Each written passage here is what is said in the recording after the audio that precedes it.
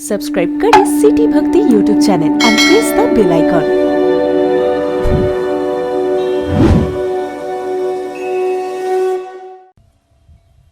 आकाश में टिमटिमाते तारे, बाकी स्तब्धता है, नीरवता है। लक्ष्मण जी की दृष्टि घूमते घूमते जहां सीताराम जी तमसा की रेती में पत्थर का तकिया लगाकर शयन किए थे, वहां गई। प्रभु को देखकर रो पड़े। जिनको आज राजमहल में होना था, राजा के रूप में होना था, वे आज जंगल में, नदी की रेती में पत्थर का तकिया लगा के सोए,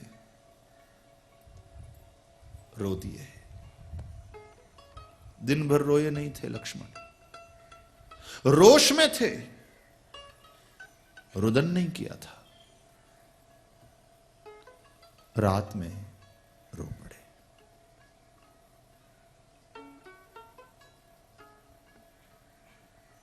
लक्ष्मण जी के रोने की आवाज सुनकर के सुमंत जी जाग गए। देखा कि लक्ष्मण रो रहे हैं। पिता समान है महामंत्री, दशरथ जी की उम्र के हैं। आए लक्ष्मण जी के पास, माथे पे हाथ रखा। सौमित्री, धैर्य गंवा दिया? यह तो पहली रात है, 14 वर्ष बिताने। बाप की गोद में सिर रखकर जैसे बेटा रोए, लक्ष्मण जी सुमंत जी की गोद में सिर रखकर रो पड़े। मंत्रीवर्य, 14 वर्ष नहीं, पूरी जिंदगी वन में बिता देने के लिए तैयार हूं, लेकिन मुझे एक प्रश्न का जवाब चाहिए कि इन्होंने क्या बिगाड़ा है किसी का? इनकी यह दशा क्यों? जिनको आज राजमहल के शयनखंड में होना चाहिए था, राजा के रूप में, उनकी यह स्थिति। दोनों की बातें सुनकर के सीताराम जी जाग गए, उठकर आए लक्ष्मण जी के पास। सीता जी ने कहा, लखन भैया मत रोइए, आपको मेरी और आपके भैया की सौगंध, मत रोइए। राम जी ने देखा कि सब लोग सोए हुए हैं। सुमंत जी से कहा कि मंत्रीवर्य, रथ तैयार करिए। प्रभु ने सोचा कि अयोध्या की जनता से पीछा छुड़ाने का यही एक उचित अवसर है। सुमंत जी ने घोड़े जोड़े, रथ तैयार किया। सीताराम लक्ष्मण चढ़े रथ पर, और प्रभु ने अयोध्या की सोई हुई जनता पर एक कृपा दृष्टि डाली और फिर बोले, खोज मारी रथ हां कहु ताता, आन उपाय बनहि नहीं बाता। चलाइए रथ। अयोध्या की जनता सोती रही और महामंत्री रथ लेकर वहां से चल दिए सीताराम लक्ष्मण को लेकर। घोड़े भी समझदार, बिना कोई आवाज किए चल दिए। थोड़ी दूर तक रथ गया, अचानक राम जी बोले, मंत्रीवर्य रथ रोकिए। सुमंत जी ने रथ रोका। क्या बात है? तो भगवान ने कहा लक्ष्मण से कि लखन भैया तू उतर जा। लक्ष्मण जी ने कहा, मुझे उतरने के लिए आप कह रहे हैं? मुझे छोड़कर जाना चाहते हैं? मैं अभी चिल्लाऊंगा, सबको जगा दूंगा।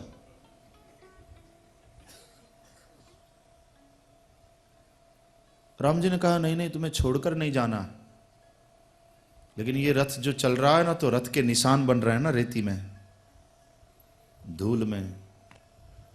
लोग सुबह जागेंगे तो उसको देखते हुए पीछा करेंगे। तुम नीचे उतरो और ये निशान जो बन रहे हैं ना, उसको मिटाते चलो। लक्ष्मण जी को शांति हो गई। तो ठीक, सेवा की बात है, सेवक हाजिर है। नीचे उतर गए, रथ चलता रहा। लक्ष्मण जी रथ के पहिए के निशान को मिटाते रहे, पीछे पीछे चलते रहे। इस प्रकार थोड़ी दूर गए।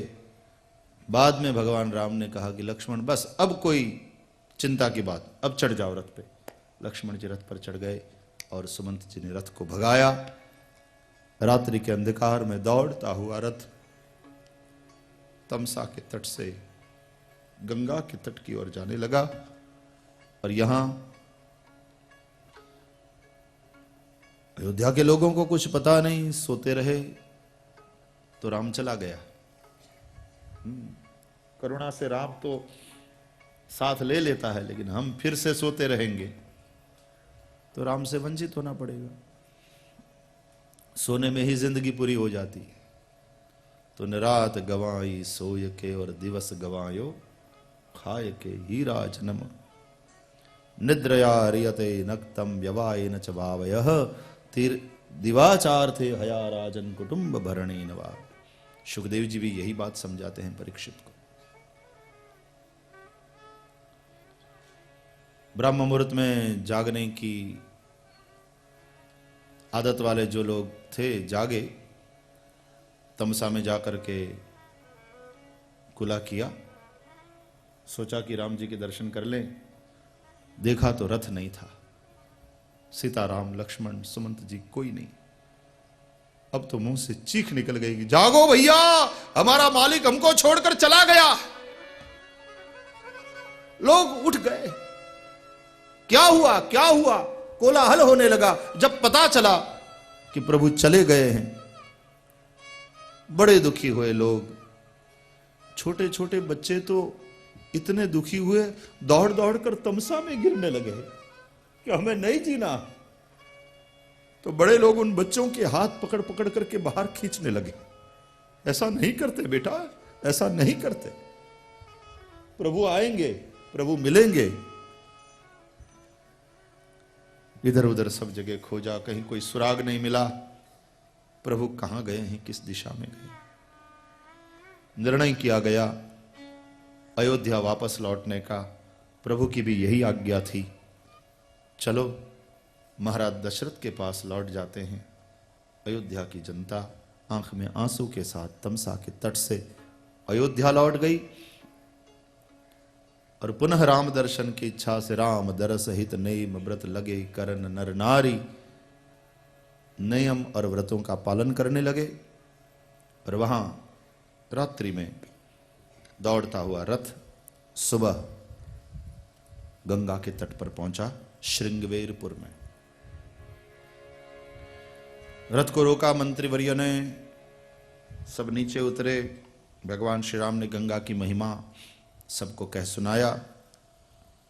गंगा स्नान हुआ, प्रातः संध्या आदि कार्य संपन्न किया। श्रृंगवेरपुर छोटा सा एक गांव, भीलों का गांव, केवटों का गांव। उसका राजा है गुह। उसको समाचार मिला कि श्री राम यहां आए। आहा, कंदमूल फल टोपले में भर करके वह गांव का एक देहाती लेकिन भाव से भरा हुआ आदमी एकदम हर्षित होकर के हमारे गांव में, हमारे द्वार पर श्री राम आया है। भगवान के चरणों में कंदमूल फल भेंट करके दूर से अपना नाव गांव जाति कहकर दंडवत किया। तो भगवान श्री राम ने आगे आकर झुककर उसको उठाया और अपने हृदय से लगाया। जिसको लोग अस्पृश्य मानते थे, इसलिए उसने भी दूर से ही दंडवत किया था, लेकिन भगवान श्री राम ने उसको उठाया, अपने हृदय से लगाया। इसलिए हमारे रामायण के कई विद्वान कहते हैं कि ये जो गुह है ना, ये राम राज्य का पहला नागरिक है। क्योंकि राम राज्य प्रेम राज्य है, और प्रेम राज्य है, वहां ये पर्दा नहीं है। गुह को उठाया, राज परिवार का सदस्य कहां, हाँ, और एक साधारण केवट कहां, उसको उठाया, अपने हृदय से लगाया, वो धन्य हो गया। हाथ जोड़ करके बोला, कृपा करिए पुर धारिय पाऊं। प्रभु कृपा करिए, मेरे नगर में पधारिए, यहां रहिए हमारे नगर में, हमको आपके स्वागत का अवसर दीजिए। लखन जी थोड़े हंस दिए। कि 70-80 झोंपड़े का ये गांव, और ये आदमी कह रहा है कि मेरे नगर में आप आइए। ये कोई नगर है?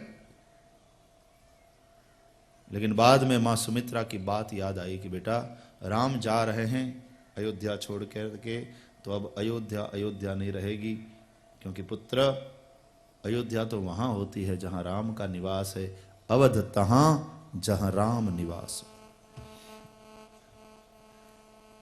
मां की बात याद आई,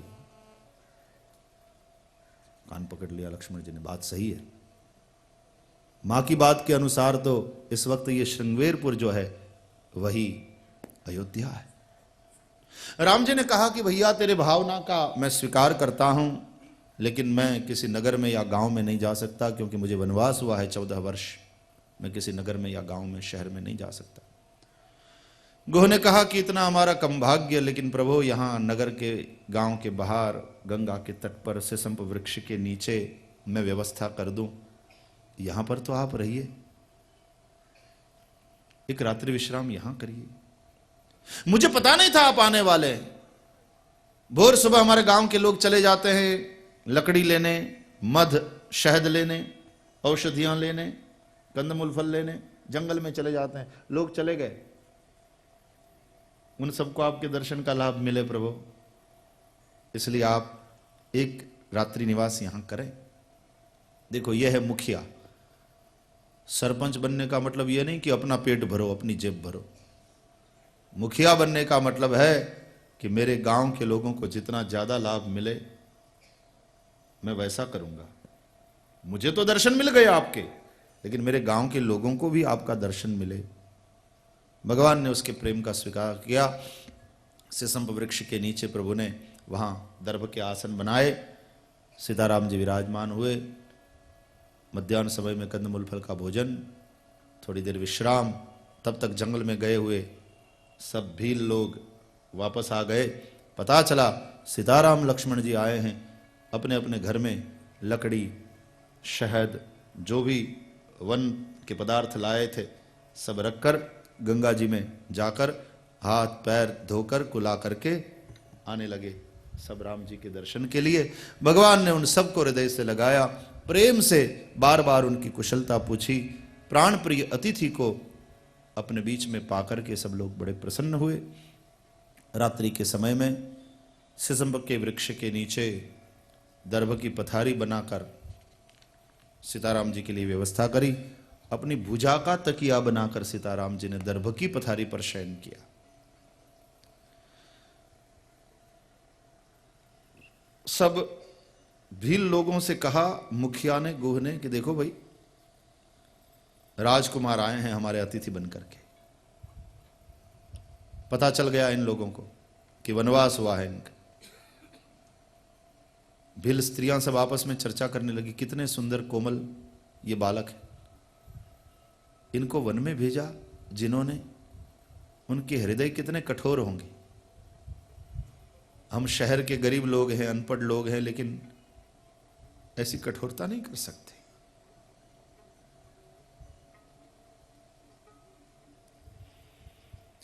कहा गुह ने, आज सब लोग जागरण करेंगे, पहरा लगाएंगे, हाथ में तीर कमान लेकर के सब भील चारों तरफ फैल गए हिंसक पशुओं से रक्षा करने के लिए।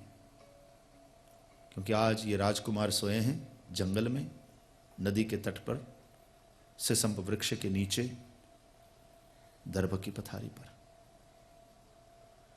भिल स्त्रियां गांव में किसी एक झोंपड़े में एकत्र हुई हैं, वहां दीप जलाया है और सब मधुर स्वर से अपनी भाषा में गीत गा रही है।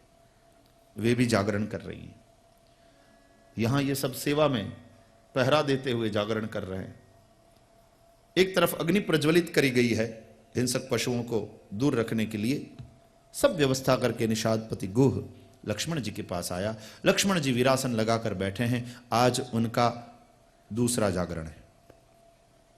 गुह ने प्रणाम किया और कहा कि लखन जी, आप भी आराम करिए, मेरे लोग पहरा दे रहे हैं और मैं भी यहां पर हूं सेवा में। हम सब जाग रहे हैं, आप आराम करिए।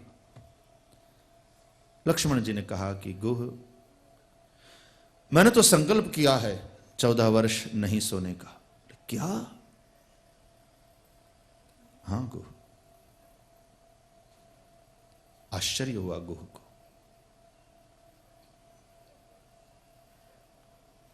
तो महाराज, मैं आपके पास बैठूं,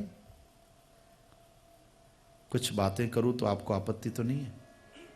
लक्ष्मण जी ने कहा, बिल्कुल, सत्संग होगा, बैठो। जलती हुई अग्नि में बीच बीच में काष्ठ डालते हुए, ताकि अग्नि बुझे नहीं।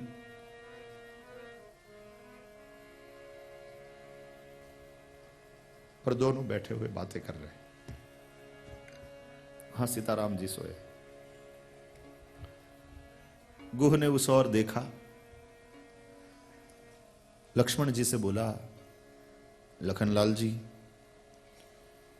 क्षमा करना कहीं बोलने में अविवेक हो जाए तो, लेकिन एक बात बताऊं, हम ज्यादा पढ़े लिखे लोग नहीं हैं, हमारे पास धन नहीं है, लेकिन हमारे पास दिल है, भाव है।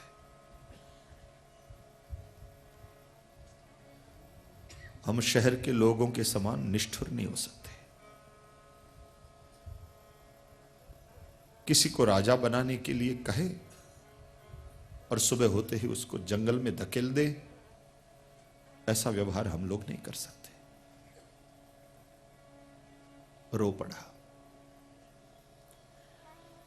पिछली रात लक्ष्मण जी रो रहे थे तमसा के तट पे, आज रात गुह रो रहा है गंगा के तट पर। आज लक्ष्मण जी शांत है।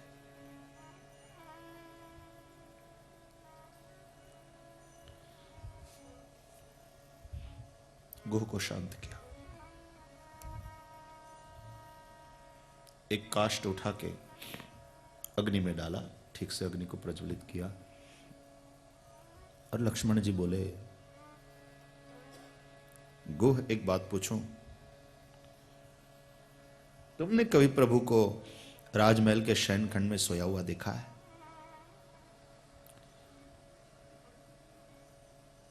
गुह ने कहा कि भाई, हमने तो अयोध्या ही नहीं देखी। फिर अयोध्या का राजमहल, राजमहल तक तो हमारी पहुंच ही कोई प्रश्न ही नहीं। हमको कौन राजमहल में घुसने देगा? और राजमहल का शयनखंड और शयनखंड में सोए हुए प्रभु का दर्शन हम तो कल्पना ही नहीं कर सकते। लक्ष्मण जी बोले, लेकिन मैंने देखा, प्रभु के दक्षिण चरण की सेवा का अधिकारी जो हूं, मैंने कई बार दर्शन किया है प्रभु का राजमहल के शयनखंड में सोए हुए। एक बात बताऊं, राजमहल के शयनखंड में सोए हुए प्रभु श्री राम के मुख पर जो आनंद, जो शांति मैंने देखी है, वही आनंद, वही शांति इस वक्त भी प्रभु के मुख पर मैं देख रहा हूं। परिस्थिति बदल गई गुह, मनस्थिति नहीं बदली। तुम शहर के लोगों की निष्ठुरता की बात कर रहे हो।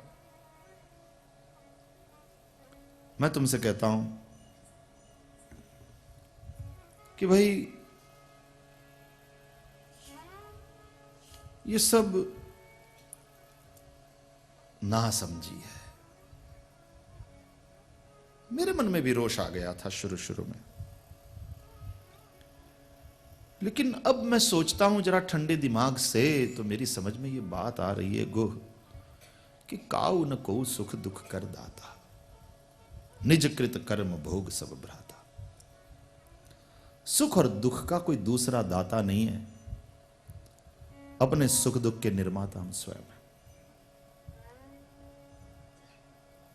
अपने कर्म को सब भोग रहे हैं। अब देखो प्रभु तो यहां है, उनके मुखारविंद पर तो वही शांति, वही सुख, वही आनंद है। दुखी कौन हो रहा है? दुखी मैं हो रहा हूं, दुखी तू हो रहा है, दुखी अयोध्या के लोग हो रहे हैं। ये अपने ही किए का फल है। प्रभु तो सदा अपने सच्चिदानंद में, अपने स्वरूप में स्थित है। भैया गो, द्वैत का नाम दुनिया है। हर्ष, शोक, सुख, दुख, सफलता, विफलता, मान, अपमान, स्वर्ग, नरक, धरणी, धाम, पुर, परिवार, जब तक संसार है तब तक यह है। एक सपना है गुह, ये संसार। गुह सुन रहा है। जलती हुई अग्नि के प्रकाश में गोरे गोरे लखन जी का मुखड़ा चमक रहा है। आज इस राजकुमार ने मुनि के वल्कल वस्त्र धारण किए। लखन जी की तेजस्विता गंगा के तट पर जब वे ज्ञान चर्चा कर रहे हैं गुह के साथ, जलती हुई अग्नि के प्रकाश में देख रहा है गुह। बड़े देदीप्यमान लग रहे हैं लखन जी। उनकी आभा, उनकी प्रभा, उनकी प्रज्ञा गुह को प्रभावित कर रही है। सुन रहा है ध्यान से। अब आप दर्शन करिए कि वो भोला भाला भील, छोटे से वो गांव का राजा, एक ही कपड़ा पहना हुआ है, काला रंग है उसका, माथे पे एक बांधा हुआ है, गले में वो जो आदिवासियों वाली मालाएं होती है वो है, અહીંયા એક ઓલું ચગદુ તાવીજ કાળા દોરામાં, અહીંયા એક यहाँ फटका बांधा और वहाँ थोड़े पत्ते वगैरह जो खोसते हैं ना वो लोग, और अपनी तीर कमान यहाँ रख दिया। बिल्कुल जमीन पर बैठा है, बात कर रहा है। बैठा भी कैसे होगा? ऐसे हिलता हुआ। हाँ तो महाराज, तो फिर ये संसार क्या है? प्रश्न पूछा। तो लखन जी बोले, हां भाई गुह, संसार एक सपना है। और सपने होई भिखारी नृप, रंक नाकपति होई, जागे लाभन हानि कछु, तिमि प्रपंच जिये जोई। संसार एक स्वप्न है गुह। सपने में कोई राजा भिखारी बन जाता है और कोई भिखारी राजा हो जाता है, लेकिन जब जागते हैं तो राजा राजा ही होता है और भिखारी भिखारी ही होता है। तो उसी तरह हम मोह रूपी निशा में सोए हुए हैं और हम सब सपना देख रहे हैं। बड़ा सुंदर उपदेश कर रहे हैं श्री लखन जी। आइए थोड़ा गान भी करें, उपदेश भी थोड़ा सुरीला। मजा। मोह निशा सब सोव निहारा, मोह निशा सब सोव निहारा, देखिय सपन अनेक प्रकारा,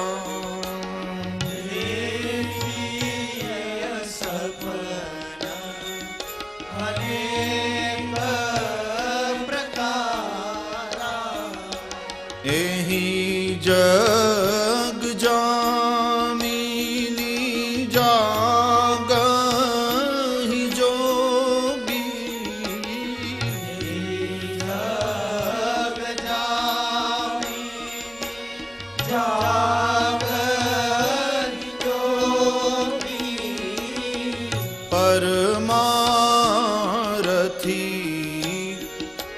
प्रपंच वियोगी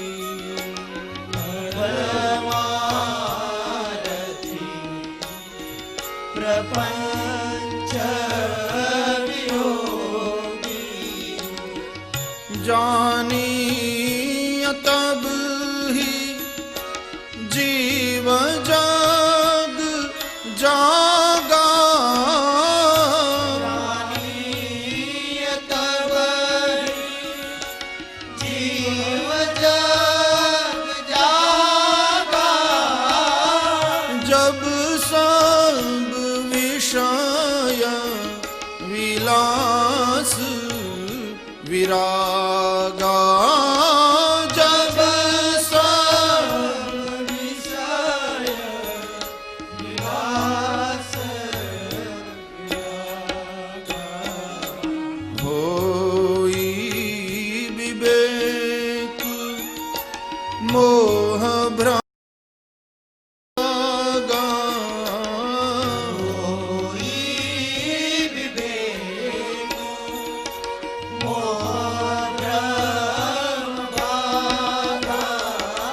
तब रघुनाथ चरण अनुरागा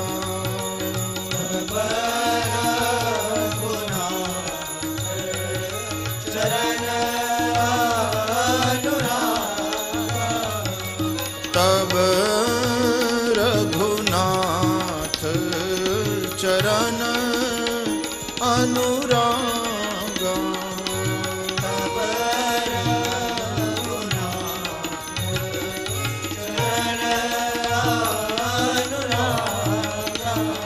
चरण अनुरागा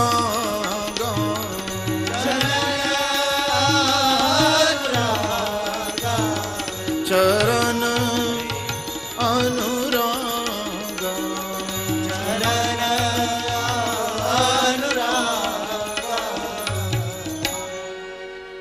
मोह